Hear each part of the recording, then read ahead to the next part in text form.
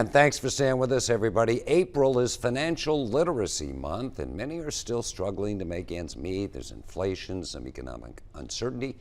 Well, some folks want to know about growing their money. Gregory Ricks joins us today, our kind of resident expert here in the 4 o'clock show, with some tips. Gregory, first of all, I'm glad it's Financial Literacy Month. I think all parents should teach their kids about finances, and I think it should be included in the school curriculum, actually.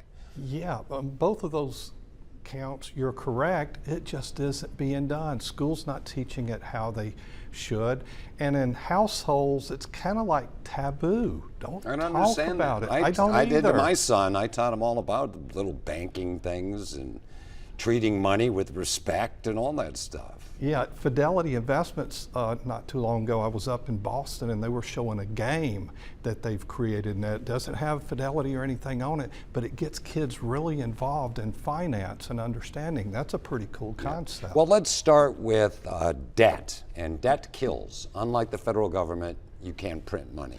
So there's no, once you're under a mountain of debt, that's something people should avoid, right? Yeah, it really punishes you, and especially if you overload, and we see too many areas where that's a problem. Student debt is a problem. They're too young to be borrowing that money. They just don't understand the lifelong ramifications of student debt.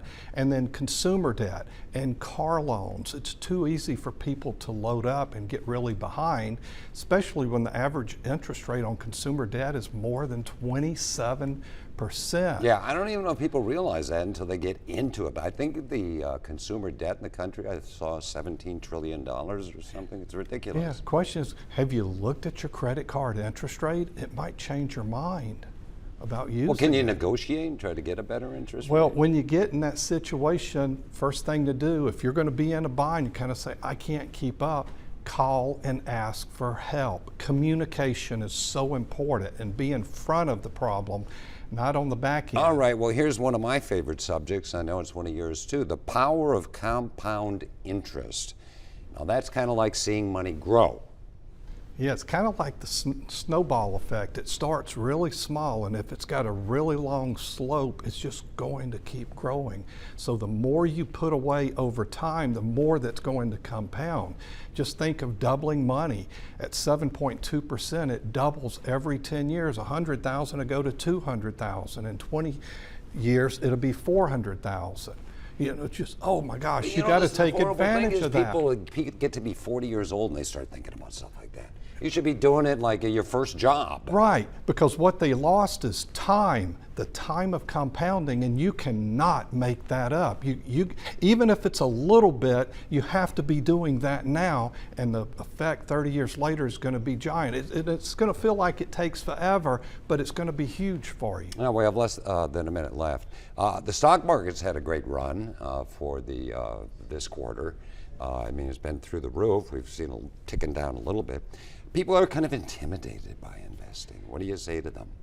I think there's 2 points to learn from that, is consistency by keep putting money into investments. And that doesn't necessarily mean the stock market, because they need diversity, and people always think of diversification like the S&P 500. No, you need diversification in asset classes, and all money does not need to be associated with risk. That way you have rotation moving in your favor, and you're going to win in the long term. Sure. Well, go to a professional like Gregory Ricks. Share my website, GregoryRicks.com. My news blog is there, and I post articles that I read every day. Okay, all righty. Always good to see you, Gregory. Hey, and thanks so much for coming in.